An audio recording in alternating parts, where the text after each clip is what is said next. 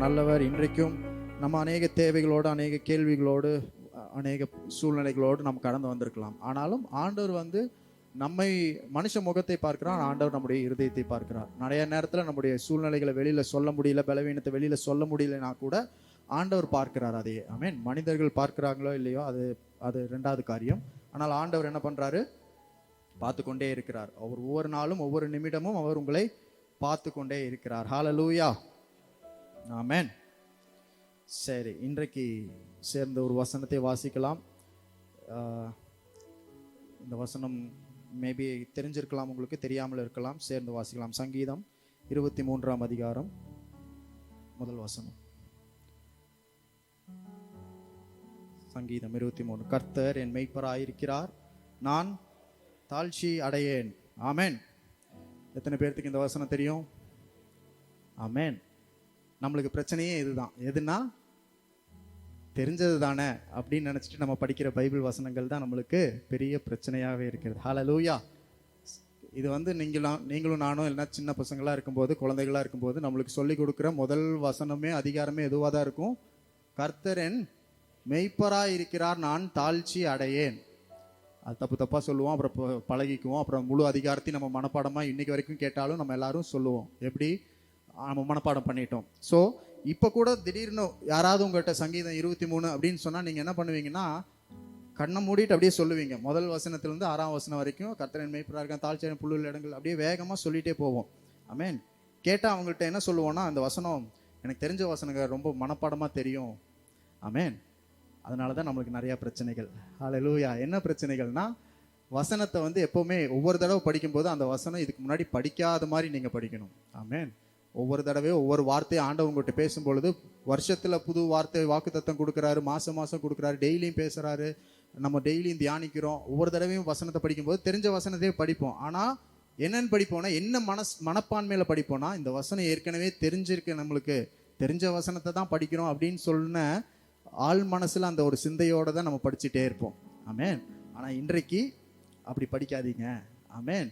ஒவ்வொரு தடவையும் தெரிஞ்ச வசனமாக இருந்தாலும், மனப்பாடமான வசனமாக இருந்தாலும், நீங்கள் பைபிளை திறந்து வீட்டில் இருந்தாலும் சரி, எங்கே இருந்தாலும் பைபிளை திறந்து நீங்கள் அது தடவை படிக்கிற மாதிரி படிக்கணும். ஆமென்.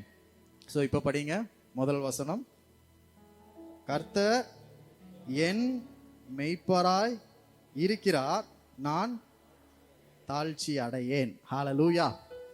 நான் தாழ்ச்சி அடையேன். ஸோ இன்னைக்கு வேணா தலைப்பு நீங்கள் இப்படி வச்சுக்கலாம், நான் தாழ்ச்சி அடையேன். நான் ஒன்றிற்கும் நான் தாழ்ச்சி அடையேன். அடைவேன் இல்லை, அடையேன், அடைய மாட்டேன். ஒன்றிற்கும் எனக்கு குறைவில்லை. ஹல்லேலூயா. இது எப்படி நம்ம சொல்ல முடியும்னா, கண்டிப்பாக நம்மளுக்கு தேவைகள் அதிகமாக இருக்குது, உண்மைதான். இந்த வருஷம் பார்த்தீங்கன்னா யாரும் எதிர்பாராத சூழ்நிலை, உலகத்திற்கே ஒரு பெரிய அதிர்ச்சியான எதிர்பாராத நிகழ்வுகள் தான். ஆனால் நிறைய தேவைகள் இருந்தாலும் நம்மளுக்கு என்ன இல்லைன்னா குறைவுகள் இல்லை. ஆமென். ஸோ இன்னைக்கு ரொம்ப நிறையாலாம் சொல்ல, கொஞ்சம் சின்ன சின்ன விஷயங்கள் உங்களுக்கு சொல்லுகிறேன், உங்களுக்கு யூஸ்ஃபுல்லாக இருக்கும். இன்னைக்கு ஒரு பெரிய நீண்ட பிரசங்கமாக இல்லாமல் ஒரு பைபிள் ஸ்டடி மாதிரி நீங்கள் தெரிஞ்சுக்கோங்க. எப்படி படிக்கணும், இல்லை ஆண்டவர் எப்படியாக இருக்கிறாரோ, எப்படியாக இதுவரைக்கும் இருந்தார், இனி எப்படி இருக்க போகிறார், அவர் எப்படியாக நம்மை வழி நடத்தி இருக்கிறார் அப்படின்றத நீங்கள் இந்த முதல் வசனம் மாத்திரம்தான் இன்றைக்கி நான் பேச போகிறேன். அதுக்கு டைம் பத்துமான்னு தெரியல. அப்புறம் உங்களுக்கு ஹோம்ஒர்க் கொடுத்துட்றேன், சரிங்களா? வீட்டு பாடம் கொடுத்துட்றேன். நீங்கள் என்ன பண்ணுங்கன்னா, இந்த அதிகாரத்தை நான் ஒரு 3 பாயிண்ட் தரேன், எப்பவும் போல் 3 பாயிண்ட் தரேன். அந்த 3 பாயிண்டில் நீங்கள் வீட்டுக்கு போய் தியானம் பண்ணுங்கள். அந்த பாயிண்ட்டை வச்சு நீங்கள் படிங்க. ஒவ்வொரு பாயிண்ட்டையும் கம்பேர் பண்ணி படிச்சிங்கன்னா உங்களுக்கு புரியும். ஆண்டவர் ஒரு விதமாக பேசுவார் உங்கள்கிட்ட, சரிங்களா? சரி, ஓகே. என்ன படித்தோம்? முதல் வசனத்தில் கர்த்தர் என் மெய்ப்பராய் இருக்கிறார், நான் தாழ்ச்சி அடையேன். ஸோ இதில் 2 பகுதியாக நீங்கள் பிரிச்சுக்கோங்க. இந்த முதல் வசனத்தை, முதல் கர்த்தர் என் மெய்ப்பராய் இருக்கிறார், சரிங்களா? ரெண்டாவது நான் தாழ்ச்சி அடையேன். இது ரெண்டையும் நீங்கள் படிச்சுட்டு இந்த 2 விஷயத்தையும் நீங்கள் புரிஞ்சிட்டிங்கன்னா, அதுக்கு கீழே இருக்க வசனம்னா அது எப்படின்றது உங்களுக்கு நல்லா புரியும். ஆமென். நம்ம முதல் வசனத்திலே நல்லா இன்னும் புரிஞ்சுக்கணும். நிறைய விஷயங்கள் ஆண்டவர் பேசுவார். அது ஒவ்வொரு நாளும் நீங்கள் ஒரே அதிகாரத்தை எடுத்து ஒவ்வொரு நாளும் படித்தாலுமே ஒவ்வொரு புதிய விஷயங்களும் ஆண்டவர் பேசிக்கொண்டே இருப்பார். ஹல்லேலூயா. ஸோ இந்த சங்கீதம் 23 நீங்கள் பல வருஷங்களுக்கு முன்பாக படித்து மனப்பாடம் பண்ணி இன்னைக்கு வரைக்கும் இருதயத்தில் இருக்கலாம். இருந்தாலும் இன்னைக்கு படிக்கும்போது புதுசாக படிங்க, நாளைக்கு படிக்கும்போது புதுசாக படிங்க. ஹல்லேலூயா. பாருங்க, தாவீது சொல்லுகிறான், இது தாவீதினுடைய சங்கீதம், கர்த்தர் என்னுடைய மெய்ப்பராக இருக்கிறார். அவன் ஒரு மெய்ப்பன், தாவீது ஒரு மெய்ப்பன், ஆடுகளை மேய்த்து கொண்டிருந்தான், தன்னுடைய தகப்பனுடைய ஆடுகளை மேய்த்து கொண்டிருந்தான். அப்போ அவன் ஒரு மெய்ப்பனா இருந்தான். அவன் சொல்லுகிறான், கர்த்தரும் எனக்கு எப்படிதான் இருக்கிறார்னா மெய்ப்பராக இருக்கிறார். ஆமென். ஸோ இந்த மெய்ப்பர், நீங்க ஆண்டவர் மெய்ப்பராக ஏற்றுக்கொள்ளல, அவர் தான் உங்களுக்கு மெய்ப்பராக வந்தார். ஆமென். ஆண்டவர் எனக்கு மெய்ப்பனா வேணும் அப்படின்னு சொன்னதுனால ஆண்டவர் வரல.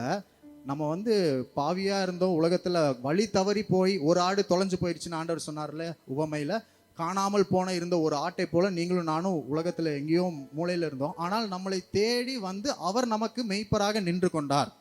ஆமென். இது நீங்களும் நானும் தேர்ந்தெடுத்தது கிடையாது, நீங்களும் நானும் சூஸ் பண்ணது கிடையாது. ஆண்டவர்கிட்ட நீங்களும் நானும் ஜெபம் பண்ணி பாவம் பண்ணி ஆண்டவரே வாங்க ஏற்றுக்கொள்கிறேன் அப்படின்னு சொன்னதுனால அவர் வரல. அவர் நம்மை ஏற்றுக்கொண்டு நம்மளுக்கு மெய்ப்பனாக மாறினதுனால நம்ம அவருடைய ஆடுகளாக மாறி இருக்கிறோம். ஆமென். அப்போ நீங்க அது புரிஞ்சுக்கொள்ளணும், ஆண்டவர் நம்முடைய வாழ்க்கையில மெய்ப்பராக வந்தார். நீங்களும் நானும் அவரை மெய்ப்பர்னு சொல்லுவதற்கு முன்பதாகவே அவர் மெய்ப்பராக நம்மளுக்கு வந்துட்டார். ஆமென். சோ ஆண்டவர் நம்மளுடைய மெய்ப்பனாக இருக்கிறார். ஹல்லேலூயா, ஹல்லேலூயா. ஸோ நீங்கள் பார்க்கும் பொழுது தாவீதுனுடைய சங்கீதத்தில் நீங்கள் படிச்சீங்கன்னா ரொம்ப ரொம்ப யதார்த்தமாக இருக்கும், ரொம்ப நடைமுறை வாழ்க்கையில் நம்மளுக்கு பிரயோஜனம் உள்ளதாக இருக்கும். ஈஸியாக நீங்கள் யோசித்து ஞாபகம் வச்சுக்கலாம். சரிங்களா? இப்போ புதிய சுவிசேஷத்தில் புதிய ஏற்பாட்டில் இல்லை பழைய ஏற்பாட்டில் கூட பார்த்தீங்கன்னா ஆண்டவர் பரிசுத்தமானவர், ஏலோஹிம், முற்றிலும் அவர் எல்லாவற்றையும் சிருஷ்டித்த தேவன், யெகோவா ஈரே அப்படின்னு நிறைய நாமங்கள் இருக்கு. நம்ம ஆண்டவர் எப்படி பார்க்குறோன்னா, கர்த்தர் அன்புள்ளவர், தேவன் அன்பாய் இருக்கிறார்னு படிக்கிறோம், வசனம் படிக்கிறோம். நான் பேசுறது புரியுதுல்ல? வசனம் படிக்கிறோம். அவர் பரிசுத்தமாய் இருக்கிறார், அவர் அன்பாய் இருக்கிறார், அவர் என்னவா இருக்கிறார், அவர் கிருபையாய் இருக்கிறார், அவர் இரக்கமாய் இருக்கிறார், மனதுருக்கமாய் இருக்கிறார். இப்படி இந்த வசனத்தெல்லாம் நம்ம படிக்கும் பொழுது இந்த வசனங்கள், இந்த கேரக்டரிஸ்டிக்ஸ், இந்த பண்புகள் எல்லாவற்றையும் உங்கள் கண்களால் நீங்கள் பார்க்க முடியாது. அன்புனா என்னன்றது யாரும் வெளியில காட்ட முடியாது, அது கண்ணில் பார்க்க முடியாது. சரிங்களா? வெளியில காட்டினாலுமே உங்க கண்ணில் பார்க்க முடியாது, அது ஒரு செயல் மூலமா தான் இதுதான் அன்புன்னு சொல்ல முடியும். அதே மாதிரி பரிசுத்தம்னா இதுதான் செயல், இப்படி செஞ்சோம்னா பரிசுத்தம் அப்படின்னு சொல்லி ஆண்டவரை நாம் அப்படிதான் பார்த்துருக்கிறோம். ஆனா தாவீதுனுடைய சங்கீதத்தை நீங்க எல்லாமே படிச்சீங்கன்னா அவன் ஒரு கண்ணில் பார்க்கக்கூடிய ஒரு காரியத்திற்கு ஒப்பிட்டு தாவீது பேசுவான். அவர் என் மெய்ப்பராய் இருக்கிறார், அவர் என்னுடைய கண்மலையாய் இருக்கிறார், அவர் என்னுடைய கோட்டையாய் இருக்கிறார், அவர் என்னுடைய துர்கமாய் இருக்கிறார், அவர் என்ன சொல்லியிருக்கார், அவர் என் கேடகமாய் இருக்கிறார். இப்போ தாவீது சங்கீதத்தை பார்த்தீங்கன்னா உங்கள் பிள்ளைகிட்ட போய் வர பரிசுத்தத்தை வர அப்படின்னா அதுக்கு ஒரு வரைய தெரியாது ஒரு சின்ன குழந்தைக்கு. அதுவே ஒரு மெய்ப்பனை வர, ஒரு பாறையை வர, கண்மலையை வர அப்படின்னா அது வரைஞ்சிரும். அப்போது நீங்கள் பார்க்குற இந்த சங்கீதத்தை நீங்கள் படிக்கும்பொழுது எப்போவுமே நீங்கள் எப்படி பார்க்கணுன்னா, ஆண்டவர் உங்களுடைய சூழ்நிலைக்கு எந்த விதத்தில் அவர் தேவைப்படுகிறாரோ அப்படியாக அவர் இருக்கிறார். அவர் வெறும் அன்பானவர், கண்ணில் பார்க்கக்கூடாத அதிர்சனமான தேவன் மாத்திரம் கிடையாது, கண்ணில் பார்க்கக்கூடாத விசுவாசம், கண்ணில் பார்க்கக்கூடாத அன்பை மாத்திரம் உடையவர் கிடையாது. மாறாக உங்களால் கண்ணில் பார்க்கக்கூடிய, உங்கள் கண்ணுக்கு தெரிகிற பிரச்சனைக்கு அவர் எப்படியாக வேணுமோ அப்படியாக இருக்கிறார். நான் சொல்கிறது புரிஞ்சுட்டிங்கன்னா, மெய்ப்பர் அப்படின்னா கண்ணில் பார்க்க முடியுமா? ஒரு மெய்ப்பனை நீங்கள் பார்த்துருக்கீங்களா? ஆடு மேய்க்கிறவங்கள கண்ணில் பார்க்க முடியும். அவர் என்ன செய்வார்? ஆடுகளை மேய்ச்சி செய்வார், மேய்ச்சிட்டு போவார். அப்புறம் வேற என்ன செய்வார்? புல்லு கொடுப்பாரு, அவர் உணவு கொடுப்பாரு, தண்ணி கொடுப்பாரு, தூக்கி தோளில் சுமந்துட்டு போவார். ஸோ ஒருத்தரை கண்ணில் பார்க்கும் பொழுது எப்படியாக அந்த காரியத்தை அவர் செய்கிறார்ன்றதை பார்க்கும் பொழுது அதே மாதிரி ஆண்டவரும் உங்களுக்கு இருக்கிறார். ஆமென். நம்ம ஊர் தொழிலெலாம் என்ன இருக்குது? ஆடு மேய்ச்சிருக்கிறாங்க, டீச்சர் இருக்கிறாங்க, டாக்டர் இருக்காங்க. டீச்சர்னா என்ன பண்ணுவாங்க? பாடம் சொல்லி கொடுப்பாங்க. டாக்டர் வைத்தியம் பார்ப்பாங்க. ஸோ இதெல்லாம் நீங்கள் கண்ணில் பார்க்கும் பொழுது நீங்கள் யாரெல்லாம் பார்க்குறீங்களோ, எந்த தொழிலில் இருக்கவங்களெல்லாம் பார்க்குறீங்களோ, எல்லாமாக ஆண்டவர் உங்களுக்கு இருக்கிறார். ஆமென். ஹல்லேலூயா. ஸோ நான் சொல்றது நீங்க புரிஞ்சுக்கோங்க, கர்த்தர் உங்களுக்கு மெய்ப்பராக இருக்கிறார், உங்களை வழி நடத்தி செல்கிறார். சரிங்களா? ஸோ நீங்க அப்படி அவரை பார்க்கணும், ஒவ்வொரு நாளும் பார்க்கணும். இந்த சங்கீதம் ரொம்ப நல்ல சங்கீதம், தினந்தோறும் படிக்கக்கூடிய சங்கீதம். இது மாத்திரம் இல்லை, சங்கீதம் 1, சங்கீதம் 23, சங்கீதம் 3, சங்கீதம் 37, 24, வேற என்ன இருக்கு, 103. என் ஆத்துமாவே சொல்றோம், ஜெபம் முடியும் போது சொல்லிட்டு வேகமா போயிடணும். அப்படி இல்லாம இந்த மாதிரி சங்கீதங்கள்லாம் துதியாக ஒவ்வொரு நாளும் நீங்கள் பாடிக்கொண்டே இருக்கணும், நீங்க பேசிக்கொண்டே இருக்கணும். ஆமென். ஆனா நம்மளுக்கு எப்படி பழகிருச்சு இந்த சங்கீதம்? எப்ப படிப்போம்? கர்த்தர் நான் மரண இருளின் பள்ளத்தாக்கில் நடந்தாலும் பொல்லாப்புக்கு பயப்பட. எப்ப படிப்போம்? உடம்பு சரியில்லாத நேரத்துல. ஓகே, இப்ப இந்த கொரோனா கோவிட்னால எல்லாரும் என்ன பண்றோம், நான் மரண இருளின் பள்ளத்தாக்குல போனால் வியாதி உலகமெல்லாம் இருக்கிறனால இப்ப பேசுறோம். ஆனா இந்த வியாதி வரக்கு முன்னாடி 2019 வரைக்கும் இந்த சங்கீதத்தை எப்பதான் நம்ம படிப்போம்னா, எப்போ படிப்போம் தெரியுமா உங்களுக்கு? ஆத்துமன் தன்னை குளிர பண்ணி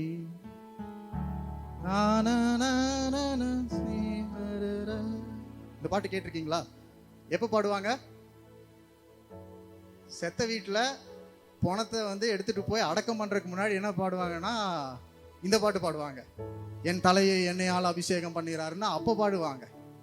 தேவ பிதா எந்தன் சிறுமை தாழ்ச்சி அடைகிலேனே சொல்லும். தேவ பிதா எந்தன் மெய்ப்பனல்லோ, சிறுமை தாழ்ச்சி அடைகிலேனே சொல்லுங்க. ஆவலாய் நான் என்னை பசும்புல்மே அவர் மே தண்ணீர் அருளுகிறார். தேவ பிதா எந்தன் மெய்ப்பனல்லோ, சிறுமை தாழ்ச்சி அடைகிலேனே. ஆத்துமன் தன்னை குளிர பண்ணி அடியேன் கால்களை நீதி என்னும் நேர்த்தியம் பாதையில் அவர் நிமித்தம் நிதமும் சுகமாய் நடத்துகிறார். ஓ தேவ பிதா எந்தன் மெய்ப்பனல்லோ, சிறுமை தாழ்ச்சி அடைகிலேனே. ஹல்லேலூயா. இந்த பாட்டை வந்து நீங்க டெய்லி பாடணும். ஆமென். ஸோ என்ன சொல்லிட்டு இருந்தேன், நம்ம எப்போ பாடுறோம்னா அந்த மாதிரி சாவு வீட்டில் யாராவது செத்து போயிட்டாங்கன்னா போய் இந்த அதிகாரத்தை தான் படிப்பாங்க. கர்த்தரன் மெய்ப்பராக இருக்கிறார் தான் படிப்பாங்க. இதே பாட்டு தான் பாடுவாங்க. எல்லாம் முடிச்சுட்டு போய் அடக்கம் பண்ணிட்டு வந்துடுவார். ஸோ நம்ம சாவுக்காக வாழ்றது, சாவுக்காக பாடுற சங்கீதம் இது கிடையாது. பேசுறது ஒவ்வொரு நாளும் ஆண்டவர் உங்களுக்கு மெய்ப்பராக இருந்து அவர் உங்களை வழி நடத்துகிறார் என்பதை நீங்கள் உணர்ந்து அவரை துதித்து ஆராதித்து கொண்டே இருக்கணும். ஆமென். ஸோ அப்படிதான் தாவீது எழுதினார். இது தாவீதினுடைய சங்கீதம். அவர் எப்படியாக தாவீதை வழி நடத்தினார், எப்படியாக தாவீதுக்கு உதவி செய்தார். எல்லாம் கொல்ல வந்தாங்க. சவுல் வந்தான், அப்சலோம் எழுப்பி வந்தான், விரோதமாக நிறைய ராஜாக்கள் எழுப்பி வந்தாங்க. இருந்தாலும் ஆண்டவர் வந்து ஒவ்வொரு தடவையும் தாவீதுக்கு மெய்ப்பராக இருந்து ஒவ்வொரு இடத்துலையும் வழி நடத்தி கொண்டே போனார். ஆமென். ஸோ இந்த சங்கீதத்தை நீங்க அப்படி படிங்க. எல்லா இடங்களிலும் அவர் எனக்கு மெய்ப்பராக இருக்கிறார். தாவீது சொல்லுகிறான், யெகோவா தேவன். யெகோவா தேவன் தான் பெரிய தேவன், சரிங்களா? அவருடைய நாமத்தை வந்து மோசே கிட்ட சொல்லுகிறார், நான் இருக்கிறவராகவே இருக்கிறேன். ஸோ இருக்கிறவராகவே இருக்கிறேன், பரிசுத்தமுள்ள அன்புள்ள யாரும் சேரக்கூடாத ஒளியில் வாசம் செய்கிற தேவனை தாவீது எப்படி பார்க்கிறார்னா எப்போதும் கூடவே இருக்கிற மெய்ப்பராக பார்க்கிறார். ஆமென். அவர் பெரியவர் தான், அவர் உன்னதமானவர் தான், யாருமே சேர முடியாது அவர்கிட்ட. அவர் அவ்வளோ பரிசுத்தமானவர். ஆனா தாவீது அந்த உறவுல பார்க்காம அவர் எனக்கு மெய்ப்பரா இருக்கிறார். நான் எப்படி என்னோட ஆடுக்கு பக்கத்திலேயே இருந்து என் ஆடை பார்த்துக்கணும், அதே மாதிரி என்னோட கூட என்ன ஒரு மெய்ப்பர் என்னுடைய ஆண்டவர் இருக்கிறார், என்னை பாதுகாத்து கொண்டே வருகிறார். ஆமென். ஸோ நீங்க செய்யற தொழில், நீங்க செய்யற வேலைகள், நீங்க என்ன வேலை செஞ்சாலும் சரி, அந்த வேலையில ஆண்டவர் உங்களோடு இருக்கிறார்.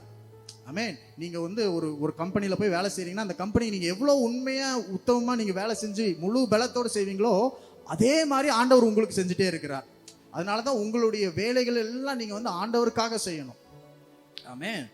ஹல்லேலூயா. அவர் நான் இருக்கிறவராகவே இருக்கிறேன் என்று சொன்ன அந்த தேவனை என் மெய்ப்பர் என்று தாவீது சொல்கிறார்.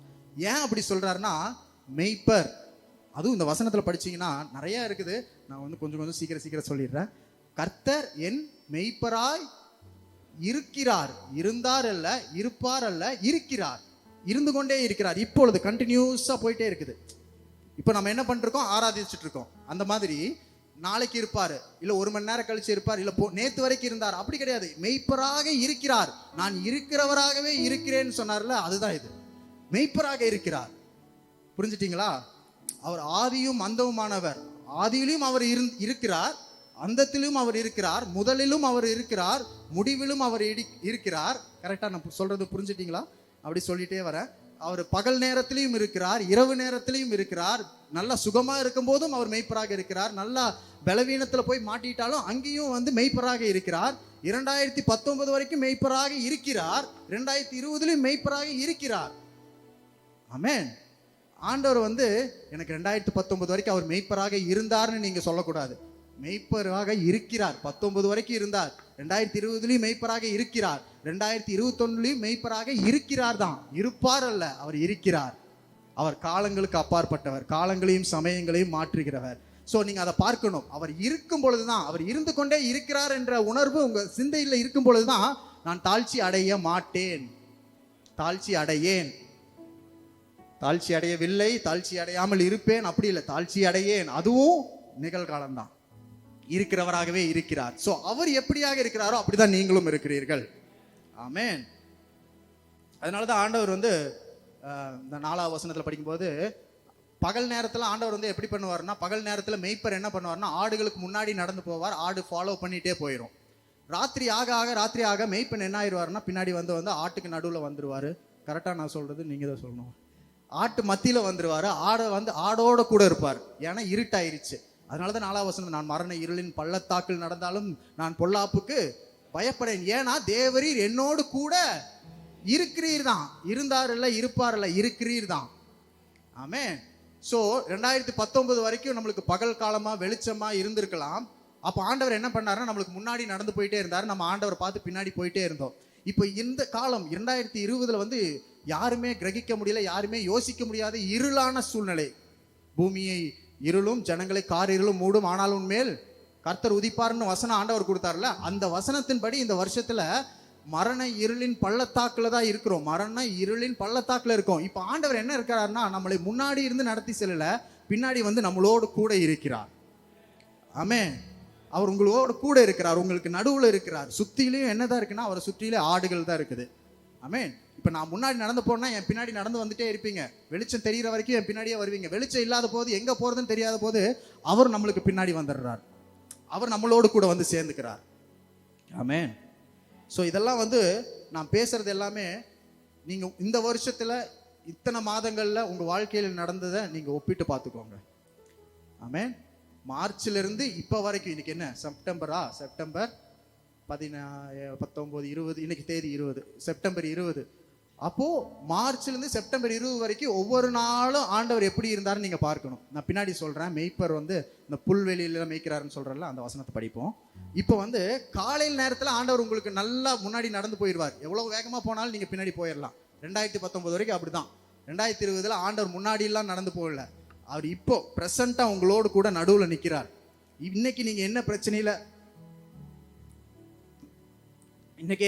நீங்க வந்திருக்கீங்களோ நடுவுல ஆண்டவர் நிற்கிறார். ஆமென். அவர் உங்களுக்கு முன்பாக இல்லை, உங்களுக்கு பின்னாடி இல்லை, உங்களோடு கூட நடுவுல இருக்கிறார். ஏன்னா நீங்க மரண இருளின் பள்ளத்தாக்குல இப்ப இருக்கிறீங்க. ஆமென். ஏன்னா இங்க பொல்லாப்பு இருக்கு, இங்க பயம் இருக்கு, இங்க வந்து ஏக்கங்கள் இருக்கு, தேவைகள் இருக்கு, நிறைய இருக்குது. பள்ளத்தாக்குல இருள்ல நிறைய இருக்குது. ஆனா அதனால என்ன பண்றாரு, ஆண்டவர் கூட தான் இருக்கிறார். அவர் உங்களுக்கு முன்னாடி போயிட்டாருன்னா நீங்க என்ன பண்றதுன்னு உங்களுக்கு தெரியாது. அதனால ஆண்டவர் உங்களோடு கூட இருக்கிறார். தேவரீர் என்னோடு கூட இருக்கிறீர், உம்முடைய கோலும் தடியும் என்னை தேற்றும். ஆமென். ஸோ அதுதான் அந்த மெய்ப்பனுடைய குணமே என்னன்னா, அவர் இருக்கிறார். இருக்கிறார்னா எப்படி சொல்றதுன்னா, எப்படி உதாரணம் சொல்றதுன்னா, நீங்க ஸ்கூல்ல எல்லாம் வந்து அட்டெண்டன்ஸ் எடுக்கும்போது உள்ளேன் ஐயா, பிரசன்ட் சார் அப்படி சொல்லுவாங்கல்ல, அந்த மாதிரி நீங்க எப்பெல்லாம் கூப்பிடுறீங்களோ அந்த மாதிரி அந்த நேரத்தில் ஆண்டவர் உள்ளேன் ஐயா அந்த மாதிரி சொல்லுவார். உங்களோடு கூட தான் இருக்கிறேன், உங்களோடு தான் இருக்கிறேன் அப்படின்னு சொல்றவர் தான் ஆண்டவர். அதுதான் இருக்கிறார் என்பதற்கு அர்த்தம். அவர் இருக்கிறவராகவே இருக்கிறார். அவர் பிரசண்டா இருக்கிறார் நம்மளோடு. இப்போ வரைக்கும் பிரசன்ட் டென்ஸ் தான். சரிங்களா? நான் சொல்றது புரிஞ்சுக்கிட்டீங்களா? நான் சொல்றது அப்படியே மனசுல வச்சுக்கோங்க. நீங்க வீட்டில் போய் தியானம் பண்ணுங்க.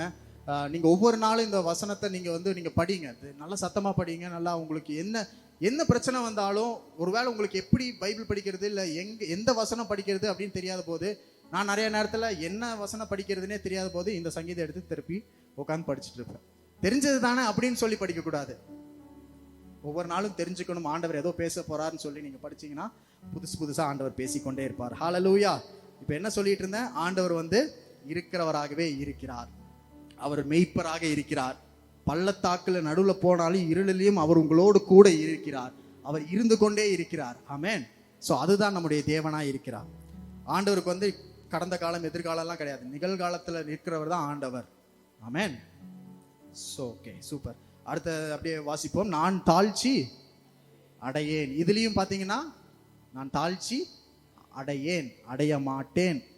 அதுவும் இப்போதான் நிகழ்காலம் தான் ஆண்டவர் சொல்கிறார். சரிங்களா? நான் ஏன் இவ்வளோ அதாவது அர்த்தமாக இவ்வளோ ரொம்ப நேரமாக உங்களுக்கு பேசிகிட்டு இருக்கேன்னா, இதெல்லாம் இது ஃபஸ்ட்டு வசனம் புரிஞ்சுட்டிங்கன்னா அப்புறம் மீதி இருக்கிற 5 வசனங்கள் உண்மையாலுமே என்னதான் சொல்லியிருக்கிறாருன்றது நல்லா புரியும். ஆமென். நம்ம மேலாப்படி படிச்சுட்டு போகக்கூடாது. ஹல்லேலூயா. ஸோ ஆண்டவர் வந்து நான் தாழ்ச்சி அடையேன் அப்படின்னு தாவீது சொல்லும்போது அது இன்னொரு மொழிபெயர்ப்பில் ஐ லேக் நத்திங், நான் எதையும் இழக்கவில்லை அப்படின்னு சொல்றார். ஆண்டவர் என் மெய்ப்பராக இருக்கும்போது நான் தாழ்ச்சி அடையேன், நான் எதையும் இழக்கவில்லை, எனக்கு எந்த தேவைகளும் இல்லை. ஆமென். புரிஞ்சுதா? தேவைகள் எனக்கு அதிகமாக இல்லை, தேவைகளே இல்லை. ஏன்னா அவர் என் கூட இருக்கிறார். இப்போ என்ன வேணுமோ அது இப்போ தருவார், நாளைக்கு என்ன வேணுமோ அது நாளைக்கு தருவார். ஆனால் இப்போ என்ன வேணுமோ இப்போ தருவார். நான் சொல்றது புரிஞ்சுட்டீங்களா? இன்னைக்கு நீங்க அப்படியே உட்காந்துட்டு இருக்கலாம், நாளைக்கு வந்து திங்கட்கிழமை காலையில் தொடங்கினோடனே நிறைய மண்டையில் ஓடிட்டு இருக்கோம். நாளைக்கு அதுக்கு காசு கட்டணும், இது பண்ணணும், அதை பண்ணணும், இங்கே வாங்கணும், அங்கே போகணும், எப்படி இதெல்லாம் செய்ய போகிறோம், இந்த ஒரு வாரம் என்ன பண்ண போகிறோம், இந்த மாத கடைசியில் என்ன பண்ண போகிறோம் அப்படின்னு நீங்கள் நாளைக்கு யோசிக்கலாம், இந்த வாரத்தை யோசிக்கலாம், அடுத்த வாரத்தை யோசிக்கலாம், 2 மாதம் கழித்து யோசிக்கலாம். ஆனால் ஆண்டவர் அதெல்லாம் பார்க்க மாட்டார். இப்போ நீங்கள் என்ன இருக்கிறீங்க, இப்போ எங்கே இருக்கிறீங்க, இப்போ உங்களுக்கு என்ன வேணும் அப்படின்றது மாத்திரம்தான் ஆண்டவர் பார்த்து இப்போ உங்களுக்கு தருகிறார். இப்போ நம்மளுக்கு என்னன்னா ஆராதனை முடிஞ்சு என்ன மத்தியானம் சாப்பிடணும், சாப்பாடு தருவார். நைட்டுக்கு என்ன செய்யறதுன்னா நைட்டு தான் ஆண்டவர் தருவார். அதுதான் மெய்ப்பன். ஆமென். சொல்றது கஷ்டமா இருக்கா? புரியலையா? எனக்கு தேவையானது எல்லாமே எனக்கு இருக்குது. இப்போ இந்த நிமிஷம் 11 மணி ஆகிறதுக்கு 5 நிமிஷம் இருக்கு. செப்டம்பர் 2020 11 மணிக்கு உங்களுக்கு தேவையானது எல்லாமே உங்க வாழ்க்கையில் இருக்கா? இப்போ உங்களுக்கு ஏதாவது தேவை இருக்குதா? இப்போ இந்த நேரத்தில் நான் பிரசங்கம் பண்ணிட்டு இருக்கும்போது உங்களுக்கு ஏதாவது தேவை இருக்கா? இல்லை, ஆண்டவர் வச்சிருக்காரு. அதுதான் ஆண்டவர். ஆமென். நாளை தினத்துக்கு கவலை எல்லாம் இருக்குது தான். நாளைக்கு எனக்கு தேவை இருக்குதா? உண்மை, அது யாரும் மறுக்கவே முடியாது. நாளைக்கு எனக்கு இவ்வளோ 1000 தேவை, நாளானைக்கு உங்களுக்கு அவ்வளோ பணங்கள் தேவை, இல்லை ஏதாவது வருமானம் தேவை, என்னமோ வேணும் தான், இல்லைன்னு கிடையாது. ஆனால் இன்னைக்கு இப்போ எனக்கு ஏதாவது தேவையா? இல்லை, அதுதான் ஆண்டவர். அவர் இருக்கிறவராகவே இருக்கிறார். ஆமென். ஹல்லேலூயா. இப்போ நீங்களும் நானும் மெய்ப்பன்னு பார்க்கும்போது நம்ம ஊரில் ஆடு மேய்க்கிறது தான் நம்ம பார்த்துருக்குறோம், சரியா? ஆனால் இஸ்ரவேல் தேசத்தில் எப்படி மேய்ப்பாங்கன்னா, அதாவது மலைகளில் தான் மேய்ப்பாங்க. வனாந்தரத்தில் மலைகளில் தான் ஆடு மேய்ப்பாங்க. மோசே எங்கே மேய்ச்சிட்டு இருந்தான்?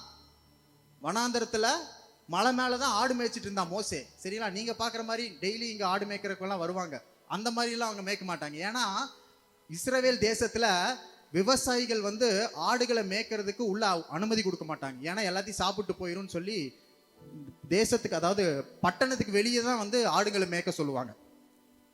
புரிஞ்சுதா? நான் சொல்ல புரிஞ்சுட்டீங்களா? பட்டணத்துக்கு வெளியே தான் ஆடுகளை மேய்க்கவே சொல்லுவாங்க. அப்போ இஸ்ரேல் தேசம் ரொம்ப நீங்க பார்க்குற மாதிரி செழிப்பான தேசம்லாம் கிடையாது. வருஷத்துலேயே 4 தடவை 5 தடவை தான் மழையே பெய்யும். அப்போ எவ்வளோ வறட்சியா இருக்கும். அந்த மலைகள்லாம் பார்த்தீங்கன்னா பாறைகள் நிறைந்த மலையா இருக்கும். ஸோ இந்த இடத்துல தான் ஆடுகளை மேய்ப்பாங்க, சரிங்களா? இந்த மாதிரி பச்சையா இருக்கிற இடத்துல ஆடு மேய்க்கிறது ஈஸி. புல்லை காட்டிடலாம், காட்டவே வேணாம், பார்த்தா பச்சையை பார்த்தா போய் சாப்பிட்றோம். ஆனா வனாந்தரத்துல பாறைகள் நிறைந்த மலையின் மேல புல்லே இருக்காது. அந்த மாதிரி இடத்துல ஆடுகள் மேய்க்கிற போதுதான் தாவீது சொல்லுகிறார், அவர் என்னை புல்லுள்ள இடங்களில் மேய்க்கிறார். இப்ப புரிஞ்சுட்டீங்களா? இங்க ஆடு மேய்க்கிறது ஈஸி, ஆனா வனாந்தரத்துல ஆடு மேய்க்கிறது ரொம்ப கஷ்டம். வனாந்தரத்துல எங்க செடி இருக்கும், எங்க பச்சை இருக்கும்? எங்கேயுமே இருக்காது. அதுவும் வந்து இஸ்ரேல் தேசத்துல வருஷத்துக்கு 2-3 தடவை தான் மழையே பெய்யும். ஏன்னா அப்படிப்பட்ட ஒரு தேசம், அது பனி தான் பெய்யும். அப்போ அந்த பக்கத்துல இருக்க இஸ்ரேல் தேசத்து பக்கத்துல இருக்க கடல்ல இருக்கிற அந்த காற்று அடிக்கும் பொழுது அங்க இருக்கிற அந்த ஈரப்பசப்போடு அந்த காற்று அடிக்குமாமா. நைட் அடிக்கும் போது பனி எல்லாம் வந்து அப்படியே படர்ந்துரும் தரை மேல. அப்ப என்ன ஆகும்னா, பாறைகள் பக்கத்துல, பாறைக்கு கீழே சின்ன சின்ன செடிகள் முளைக்கும். சின்ன சின்ன செடிகள் கொஞ்சம் மழை பெஞ்சுன்னா அந்த பாறையில இருந்தெல்லாம் முளைக்கும், தெரியுங்களா? அதுதான் வந்து புல்லுள்ள இடங்கள். அப்போ மழை பெரிய மழையா இருந்தாலுமே இந்த புல்லு யாருக்கு தான் தெரியும்னா, ஆட்டுக்கு தெரியாது, மெய்ப்பனுக்கு தான் தெரியும். இப்போ ஆடை வந்து ஓட்டிட்டு போயிட்டே இருக்கும்போது ஒரு இடத்துல புல்லு பார்த்துட்டான்னா மெய்ப்பனை, ஆடை வந்து அந்த இடத்துல சாப்பிட வச்சிருவார். அது போய் அதை சாப்பிட்டுருச்சுன்னா அவ்வளோதான். ஏன்னா 4-5 செடி தான் முளைச்சிருக்கும். அப்போ அந்த நேரத்துக்கு அதுக்கு வயிறு நிரம்பிடும். இப்போ அடுத்த வாய் சாப்பிடணும், அடுத்த ஆகாரம் கூட இல்லை, அடுத்த வாய் சாப்பிடணும்னா கூட ஆடு வந்து ஆட்டினுடைய மெய்ப்பனை தான் பார்க்கும். நான் சொல்றது புரிஞ்சுட்டீங்களா? அப்பேற்பட்ட இடங்கள்ல மேய்ச்ச அந்த ஷெப்பர்ட், அந்த மெய்ப்பரை தான், அப்படிப்பட்ட மெய்ப்பர் எனக்கு இருக்கிறாருன்னு தாவீது சொல்லுகிறார். இப்போ இன்னைக்கு மத்தியானம் உங்களுக்கு என்ன தேவையோ அதை ஆண்டவர் காட்டுவார், நீங்க சாப்பிட்டுருவீங்க. சரிங்களா? அடுத்த வேலைக்கு உங்களுக்கு என்ன வேணுமோ அதையும் ஆண்டவர் தான் காட்டுவார். ஆமென். நான் சொல்றது புரிஞ்சுட்டீங்களா? இப்போ இன்னைக்கு என்ன தேவை? இன்னைக்கு கூட இல்லை, இப்போ என்ன தேவை? இன்றைக்கு அப்படின்னா கூட இன்னும் வந்து இந்த நாள் முடியிருக்கு, இன்னும் 12 மணி நேரம் இருக்குது. அது கூட எதிர்காலம் ஆயிரும். ஆனா இப்போ என்ன தேவை? நம்முடைய தேவன் இப்பொழுதின் தேவன். our God is a now God. இப்போ எனக்கு என்ன தேவை? இப்போ எனக்கு மேய்ப்பராக இருக்கிறார், இப்போ எனக்கு புல்ல காட்டுறார், நான் சாப்பிட்டேன். அடுத்த நாளைக்கு என்ன தேவை, அடுத்த நேரத்துக்கு என்ன தேவையோ அது அவர் தான் காட்டுவார். ஆமென். ஹல்லேலூயா, ஹல்லேலூயா, ஸ்தோத்திரம். சொல்றது புரிஞ்சுட்டீங்களா? நம்மளுக்கு ஏன் மேய்ப்பர் தேவைன்னா, நம்ம கண்ணுக்கு புல்லு தெரியல, அதனால மேய்ப்பர் தேவை நம்மளுக்கு. ஆமென். நம்ம வந்து பாட்டில் வந்து பசும்புல் வெளி அப்படிலாம் பாடிடுறோம். பட் பசும்புல்லெல்லாம் வந்து அங்கே இல்லை. அந்த நாட்களில் பசும்புல்லே கிடையாது. மலை மேலே பசும்புல் கிடையாது, வனாந்தரத்தில் பசும்புல் கிடையாது. 2வது வசனத்தை படிக்கிறீங்களா நீங்கள்? வசனத்தை அதனால தான் இன்னொரு தடவை நல்லா நம்ம படிக்கும்போது தான் தெரியும். அவர் என்னை புல்லுள்ள இடங்களில் மேய்த்து தான். புரிஞ்சிடுச்சுன்னா? நம்ம படிக்கும்போது வேகமாக படிச்சிடுறோம். பாட்டில் வந்து பசும்புல் மேய்ச்சலில் நடத்தி செல்கிறார் எல்லாம் பாடிடுறோம். ஆனால் வந்து வசனத்தில் தாவீது என்ன சொல்லியிருக்காருன்னா, அவர் புல்லுள்ள இடங்களில் என்னை மேய்க்கிறார். புல் எங்கே இருக்குன்னு அவருக்கு தான் தெரியும், ஆட்டுக்கு தெரியவே தெரியாது. ஆமென். அதனால தான் காலை நேரத்தில் முன்னாடி நடந்து போயிட்டே இருப்பார் மேய்ப்பர், பின்னாடி ஆடுக்கு போயிட்டே இருக்கும். அவர் எத்தனை மந்தையில் எத்தனை ஆடு இருக்கோ அத்தனை ஆடுக்கும் அவர் வந்து புல்லை காட்டிடுவார் அந்த வனாந்தரத்தில். ஆமென். அதனால தான் ஆண்டவர் வந்து இஸ்ரவேல் ஜனங்களை வனாந்தரத்தில் அழைத்து வரும் பொழுது அவர் வந்து வானத்திலிருந்து மன்னாவை தந்தார். எவ்வளோ நாளைக்கு தந்தார்னா அன்னைக்கு மாத்திரம் தான் தந்தார். இன்னைக்கு எவ்வளோ வேணுமோ அவ்வளோ மாத்திரம் எடுத்து வச்சுக்கோங்க, நாளைக்கு வேணுங்கிறத எடுத்து வச்சிங்கன்னா அது வந்து பூச்சி வந்துடும் அப்படின்னு சொல்லி ஆண்டவர் சொன்னார். அதே மாதிரி வந்துருச்சு. ஜனங்களும் எடுத்து வச்சாங்க, பூச்சி வந்துருச்சு. ஆனால் ஆண்டவர் என்ன சொன்னார்னா, நான் மெய்ப்பனாக இருக்கிறேன், உங்களோட மெய்ப்பராக இருக்கிறேன். அதனால இன்னைக்கு என்ன வேணுமோ அதை மாத்திரம் நீங்கள் எடுத்துக்கோங்க. வனாந்தரத்தில் அதுதான் நம்மளுக்கு. இப்போ இன்னைக்கு கூட இல்லை, இப்போ என்ன வேணும், காலை நேரத்தில் என்ன வேணும், மத்தியானம் என்ன வேணும் அப்படின்னு ஆண்டவர் தருகிறதே மெய்ப்பர் தான் உங்களுக்கு எனக்கு இருக்கிறார். ஆமென். ஹல்லேலூயா. அந்த வசனங்கள்ல நீங்கள் ரொம்ப ஒவ்வொரு வார்த்தையும் நீங்கள் தனித்தனியாக பிரித்து படிங்க. அப்போ தான் வந்து உண்மையாலுமே புரியும். அவர் புல்லுள்ள இடங்களில் என்னை மேய்க்கிறார். புல் எங்கே இருக்குன்னு அவருக்கு தான் தெரியும். ஒருவேளை எல்லாமே பசும்புல் வெளியாக இருந்துச்சுன்னு வைங்க, பசும்புல் வெளி எங்கே பார்த்தாலும் பச்சை பசையில் இருக்குன்னா, நீங்களும் நானும், உங்களுக்கும் எனக்கும் மெய்ப்பன் தேவையில்லை. ஏன்னா நம்மளே போய் சாப்பிட்டுக்கலாம். அதே மாதிரி பசும்புல் வெளியில் இருந்துச்சுன்னா மெய்ப்பன் சொல்றத ஆடு கேட்காது. ஆமென். நான் வந்து ரொம்ப பெருசாலாம் பேசல, சிம்பிளா பேசிட்டு இருக்கிறேன். நம்முடைய வாழ்க்கையோடு நீங்க ஒப்பிட்டுக்கோங்க. நம்ம ஒவ்வொரு நாளையும் இப்போ இன்னைக்கு வந்து உங்களுக்கு என்ன சொல்றதுன்னா, இந்த வாரத்தில் உங்களுக்கு 1 லட்சம் ரூபா தேவை இருந்துச்சுன்னா, உங்க கையில இன்னைக்கு வந்து ஒரு 10 லட்சம் இருந்துச்சுன்னா இன்னைக்கு நம்ம சர்ச்சுக்கு வர மாட்டோம். சர்ச்சுக்கு வர்றது கூட இல்லை, ஆண்டவரே மறந்துடுவோம். ஏன்னா பசும்புல் வெளியில இருந்து போனா மெய்ப்பன் தேவையில்லை. வனாந்தரத்துல புல்லு வேணும்னா தான் மெய்ப்பன் நம்மளுக்கு தேவை. ஆமென். ஸோ நீங்களும் நானும் வனாந்தர வாழ்க்கையில 2020 போயிட்டு இருக்கிறோம். பட் இருந்தாலும் ஒவ்வொரு நாளும் நல்ல ஆண்டவர் உங்களை திருப்தியா நிறைவா சாப்பாடு கொடுத்து எல்லா தேவைகளையும் சந்தித்து ஒவ்வொரு நாளும் நடத்துறாருல, அது யாருக்கும் வெளியில இருக்கவங்களுக்குலாம் இல்லை, உங்களுக்கு தான். ஏன்னா அவர் உங்கள் மெய்ப்பராக இருக்கிறார். ஆமென். ஸோ இந்த வசனத்தை நீங்கள் உங்கள் வாழ்க்கையோட ஒப்பிட்டு நீங்கள் வீட்டில் போய் நிறைய படிங்க. ஆமென். ஹல்லேலூயா. அதனால தான் அவர் இஸ் ஆர் பிரசன்ட் ஹெல்ப். சங்கீதம் 46 அதிகாரத்தில் முதல் வசனத்தில் சொல்லப்பட்டிருக்கு, தேவன் நமக்கு அடைக்கலமும் பலனும் ஆபத்து காலத்தில் அனுகூலமான துணையுமானவர்.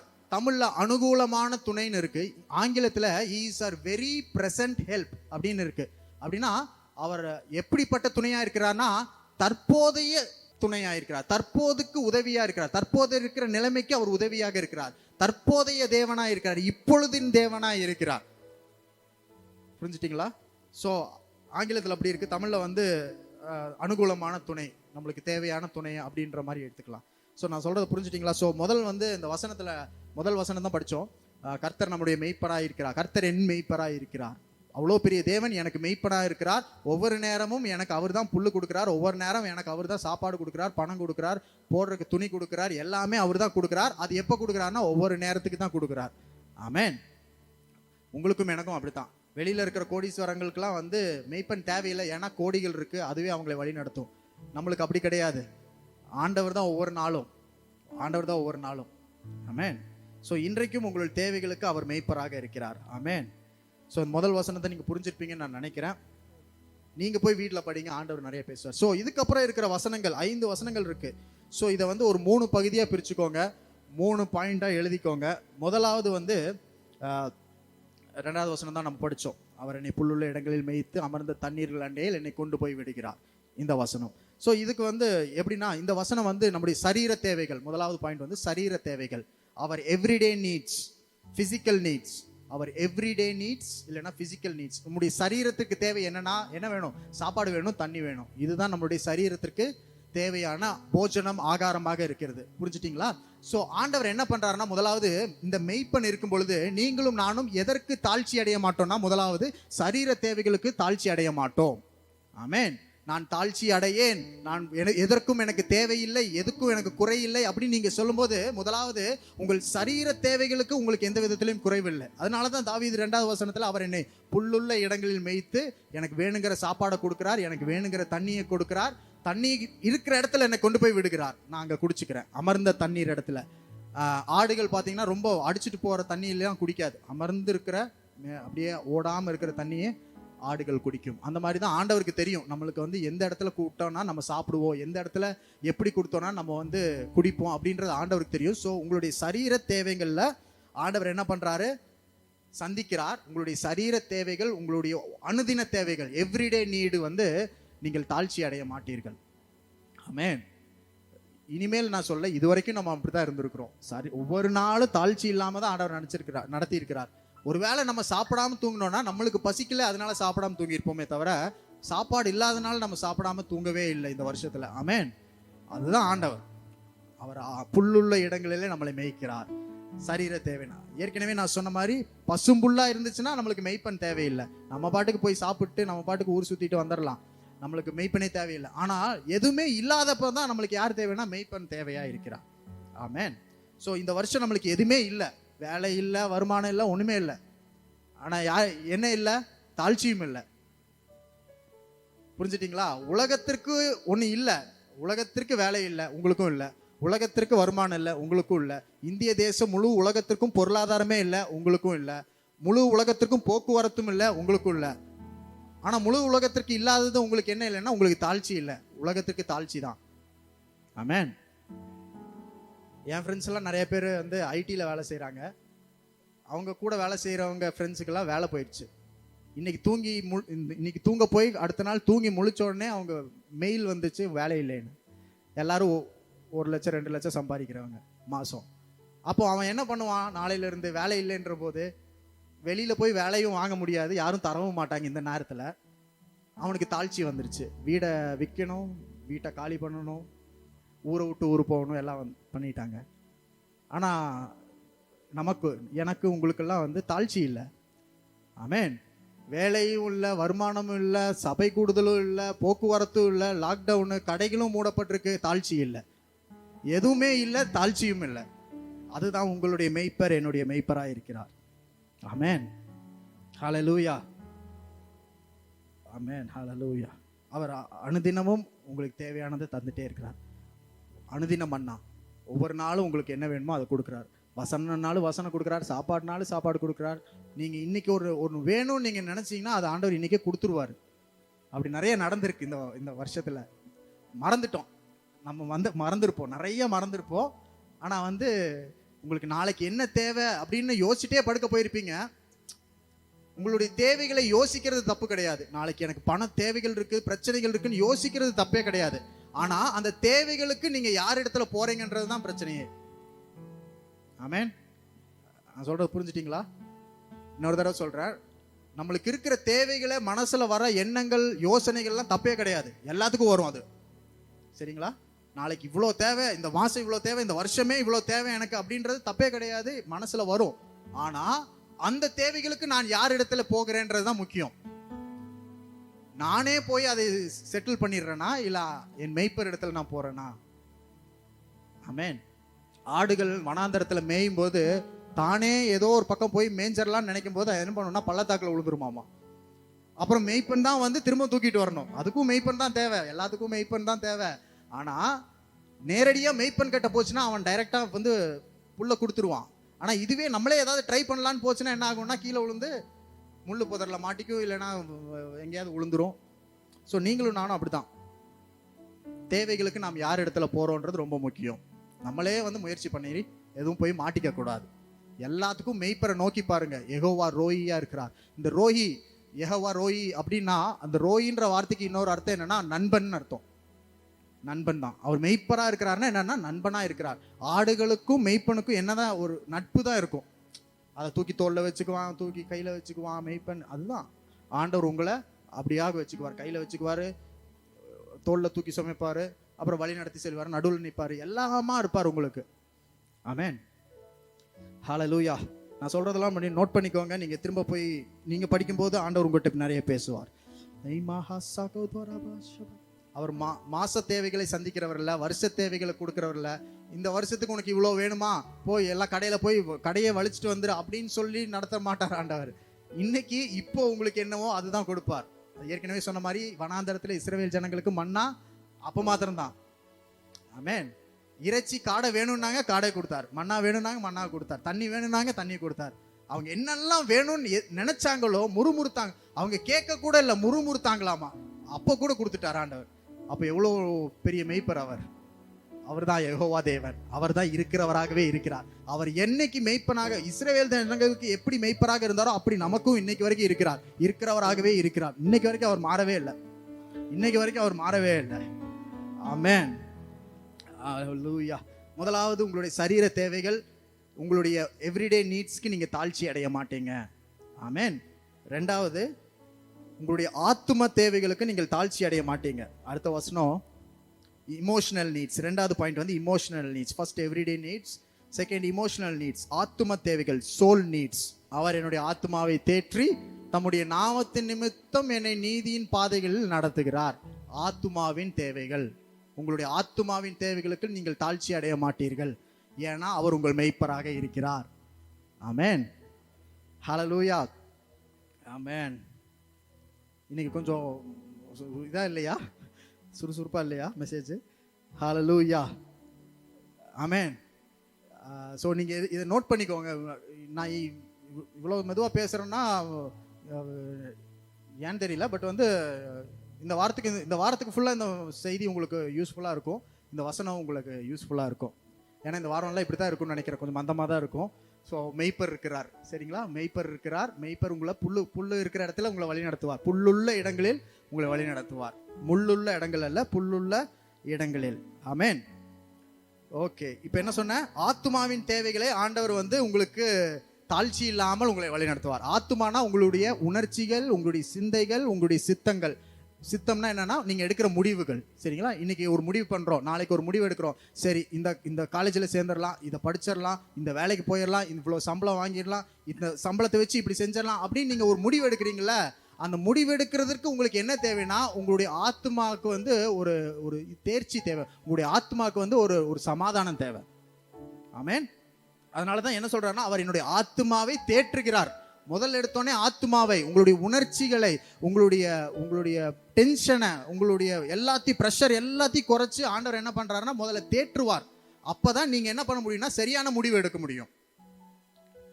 ஆமென். ஹல்லேலூயா. புரிஞ்சுட்டீங்களா? முடிவு எடுக்கிறது உங்க கையில தான் இருக்குது. அதை வந்து ஆண்டவர் இது வரைக்கும் திரும்ப பெறவே இல்லை. ஆதாம் கிட்ட கொடுத்தாரு, நீ டிசைட் பண்றது தான் எல்லாமே, நீ வைக்கிறது தான் பேரு அப்படின்னு சொல்லி ஆதாம்கிட்ட கொடுத்தத இன்னைக்கு வரைக்கும் எந்த மனுஷன் கிட்டையும் ஆண்டவர் திரும்ப பெறவே இல்லை. அவன் எடுக்கிறது தான் முடிவு. நீங்க தான் ஆண்டவரை இரட்சகராக ஏற்றுக்கொள்றதும் ஏற்றுக்கொள்ளாததும் உங்களுடைய முடிவு தான், சரிங்களா? நம்ம ஏற்றுக்கொண்டோம், சரியான முடிவு எடுத்ததுனால நம்ம உள்ள உட்காந்துருக்கோம். நிறைய பேர் சரியான முடிவு எடுக்கல, அதனால வெளியில உலகத்துல இருக்கிறாங்க, சரிங்களா?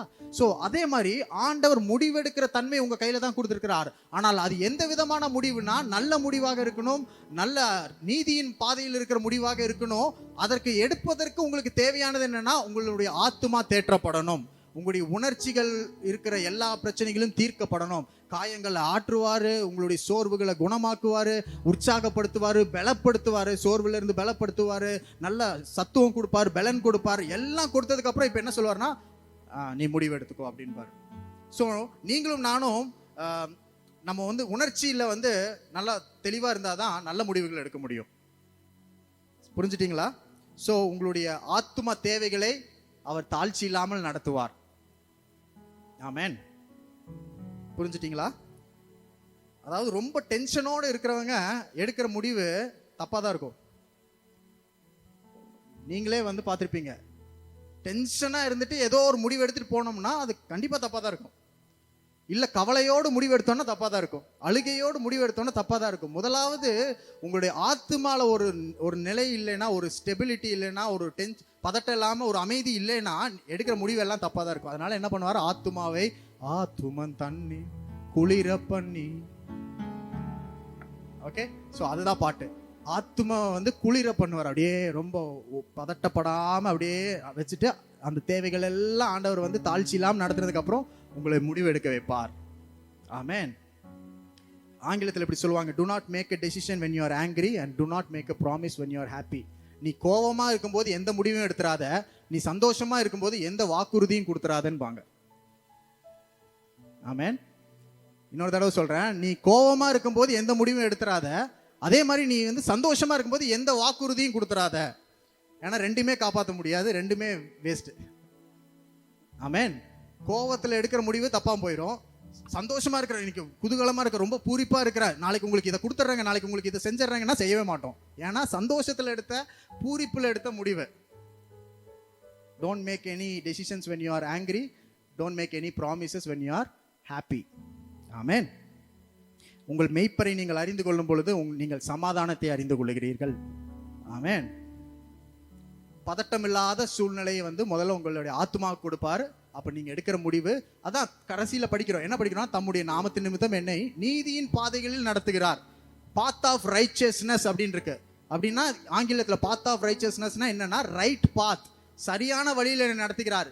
அவருடைய நாமத்துக்கு மகிமை உண்டாக என்னை சரியான வழிகளில் நடத்துகிறார், சரியான பாதைகளில் என்னை நடத்துகிறார், நீதியின் பாதைகளில் என்னை நடத்துகிறார். ஸோ நீதியின் பாதையில் எப்போ நீங்கள் நடக்க முடியும்னா, நீங்கள் உங்களுடைய ஆத்மாவில் தாழ்ச்சி இல்லாத இருக்கும் பொழுதுதான் சரியான பாதையில் சரியான வழியில் நீங்கள் நடக்க முடியும், சரியான முடிவுகளை எடுக்க முடியும். ஸோ நீங்கள் நாளைக்கு திங்கட்கிழமை காலையில் எடுக்க வேண்டிய எல்லா முடிவும் சரியாக இருக்கணும்னா இன்னைக்கு உங்களுடைய ஆத்மாவை ஆண்டவர் தேற்றணும்.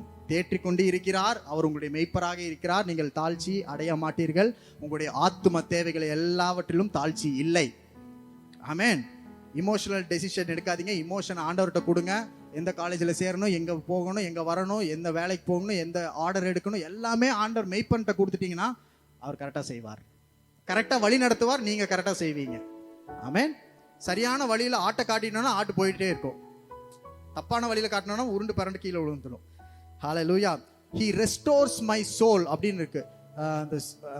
ஒரு பிரசங்கியார் இப்படி சொல்லி நான் கேட்டிருக்கேன். செம்மறி ஆடு மேய்ச்சிட்டு இருக்கும்போது அது என்ன ஆகுனா, ஆடு வந்து குப்புறக்காக்க வந்துருச்சுன்னா அதனால திரும்ப வந்து நேராக வர முடியாதாமா. சரியா? கரெக்டா? தப்புங்களா? கரெக்டா? அப்போ கரெக்ட் தான்.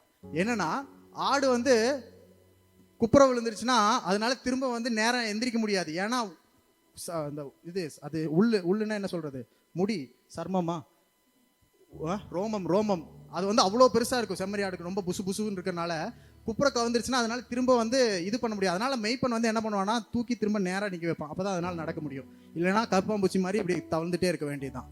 ஸோ ரெஸ்டோர்ஸ் மை சோல்னா அதுதான் அர்த்தம். என்னன்னா நீங்கள் தலை குப்புற கவிழ்ந்து கீழே என்ன பண்ணுறதுன்னு தெரியாமல் அப்படி அலமோதிட்டு இருக்கும்போது ஆண்டவர் என்ன வந்து தூக்கி நேராக வச்சு இப்போ நடந்து போன்னு சொல்லுவார். அதுதான் உங்களுடைய ஆத்மாவை தேற்றுகிறார். ஆமென். ஹல்லேலூயா. அவர் எவ்வளோ நல்லவர், ரொம்ப நல்லவர். ஆமென். ஆத்மாவை தேற்றுகிறார். ரெஸ்ட்லெஸ்ஸாக இருக்க உங்களை விட மாட்டார். பதட்டத்திலேயே இருக்கிறதுக்கு உங்களை விட மாட்டார். இந்த ஆடு மேய்க்கிற போது இந்த புது குட்டிகள்லாம் இருக்கும் பார்த்தீங்களா, சின்ன சின்ன குட்டி ஆடெல்லாம், புதுசாக பிறந்த ஆடுகள்லாம் இருக்கும்ல, அது துள்ளிக்கிட்டே இருக்கும். அதுக்கு வந்து மெய்ப்பன் யாரு, மெய்ப்பர் எப்படிப்பட்டவர்னு தெரியாது. அதனால என்ன பண்ணும், துருன்னு அங்கே இங்கேயும் ஓடும். ஆனால் பெரிய ஆடுக்கெல்லாம் தெரியும், அமைதியாக போயிட்டே இருக்கும், மெய்ப்பன் போகிற பக்கம் போயிட்டே இருக்கா. ஆனால் இந்த சின்ன சின்ன ஆடுக்கு என்ன பண்ணும், பதட்டத்தில் சரி அங்கே புல் இருக்குன்னு போய் சாப்பிட போனால் அது எங்கேயாவது மாட்டிக்கும், வெளியில் மாட்டிக்கும், பள்ளத்தில் விழுந்துரும், தண்ணியில் விழுந்துரும், எங்கேனாலும் விழுந்துரும். அப்போ திரும்ப மெய்ப்பன் போய் எடுத்துகிட்டு வந்து தோளில் வச்சுட்டு வந்து அதை வந்து பழக்கிறார், அதுக்கு வந்து சொல்லி கொடுக்குறார். நான் மெய்ப்பனாக இருக்கிறேன், நீ எதுனாலும் ஏன்ட்ட வா, நீ பாட்டுக்கு ஆடிட்டு எங்கேயா போய் மாட்டிக்காத அப்படின்னு வந்து ஆடுக்கு சொல்லி கொடுப்பார் மெய்ப்பன். அப்போ பழகிரும். அது பெருசாக ஆக அதுவும் வந்து மற்ற ஆடுகள் மாதிரியே மெய்ப்பன் பின்னாடியே போயிட்டே இருக்கும். ஆமென். ஸோ நீங்களும் நானும் பதற்றத்தில் இருந்தோன்னா எங்கேயாவது போய் மாட்டிக்குவோம். அதனால நம்முடைய ஆத்மாவை அவர் குளிர பண்ணி தேற்றி அமர்ந்த தண்ணீர்லாண்டே உங்களை கொண்டு போய் விட்டுருவார். நீதியின் பாதையில் உங்களை விட்டுருவார். நீங்கள் சரியான முடிவுகள் எடுப்பதற்கு அவர் உங்களுக்கு மெய்ப்பராக இருக்கிறார். உங்களுடைய ஆத்மாவில் எந்தவித தாழ்ச்சியும் இல்லை. ஆமென். ஹல்லேலூயா. முடிச்சிட்டேன் நான். 3வது பாயிண்ட்டு, கடைசி வசனம். ஜீவனுள்ள நாளெல்லாம் நன்மையும் கிருபையும் என்னை தொடரும். நான் கர்த்தருடைய வீட்டிலே நீடித்த நாட்களாய் நிலைத்திருப்பேன். மூணாவது, இட்டர்னல் நீட்ஸ், நித்திய தேவைகள். ஆண்டவருக்கு உங்கள் வாழ்க்கைக்கு நீங்கள் வாழப்போகிற 50 வருஷமோ 60 வருஷமோ 100 வருஷமோ 120 வருஷமோ 150 வருஷமோ நீங்கள் எத்தனை வருஷம் உயிரோட நீங்க வாழ போறீங்களோ அத்தனை வருஷத்திற்கும் தேவையான காரியங்களே ஆண்டவர் இந்த வசனத்தில் வச்சுட்டார். என்னன்னா, நன்மையும் கிருபையும் உங்களை பின்தொடரும். ஆமென். நன்மையினாலும் இயேசு கிறிஸ்து தான், கிருபையினாலும் இயேசு கிறிஸ்து தான், இரக்கம்னாலும் இயேசு கிறிஸ்து தான். அதனால என்ன பண்ணுவார்னா, உங்க வாழ்க்கைக்கு 100 கோடி ரூபாய் தேவை கிடையாது.